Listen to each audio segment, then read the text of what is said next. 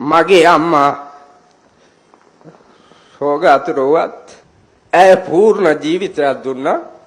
ඒ ජීවිත ආభాසයෙන් මම ලෝකේ දිනුවා කියලා අම්මටත් අද සතුට හිතෙනවා ඇති කියලා මම හිතනවා. ඕනෑම මිනිහෙකුට මේ සමාජය ඇතුලේ ලොකු කාර්යභාරයක් කරන්න පුළුවන්. ඒක ප්‍රායෝගිකයි. මම දුප්පත් පැලක යාචක පවුලක අනුර කුමාර දිසානායක ජනාධිපතිතුමා දුප්පත් පැලක යාචක නුනත් මම ලෝකෙ වටේම ගියා. ජනාධිපතිතුමා මේ ශ්‍රී ලංකා ප්‍රජාතාන්ත්‍රික සමාජවාදී ජනතාවේ ජනාධිපතිතුමා උත්සාහය නම් මේ ලංකාව ලස්සන පින්වන්ත මතු මානව පරම්පරාවකට දුකක් නොවන සමාජයක් නිර්මාණය කරලා තියෙන එක.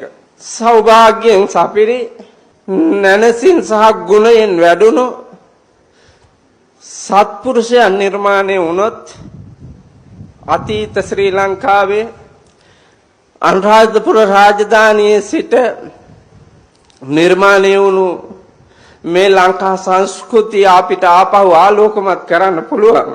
මේ පහළ මළුවට ගිහිල්ලා ආපහු බැලුවොත් ජනාධිපතිතුමනි මං රාජමහා විහාරයක් හදපු රජෙක් වගේ මට දැනෙනවා.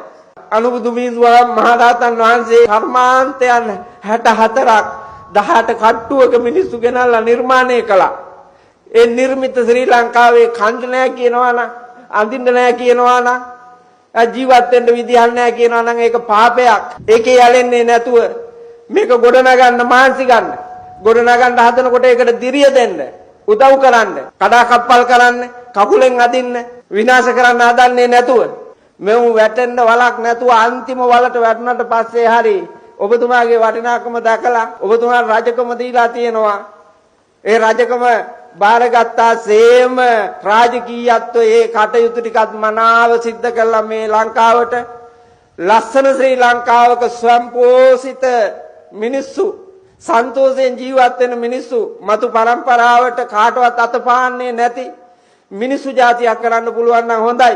මීට අවුරුදු 15කට 16කට ඉස්සර වෙලා මේ බිමට ආපු කාගම සිරිනන්ද හාමුදුරුවන්ට මෙහෙම පහසුවෙන් මෙතෙන්ට යන්න පුළුවන් වුණේ නැහැ. එහෙම කියන්නේ උන්වහන්සේ අපත් අතර තිබුණු දීර්ඝ කාලීන සහසම්බන්ධතාව නිසා අපි හොඳට දන්නවා උන්වහන්සේගේ එදා මෙදා තුර ගමන කොච්චර දුක්ඛර වුණාද කියන එක.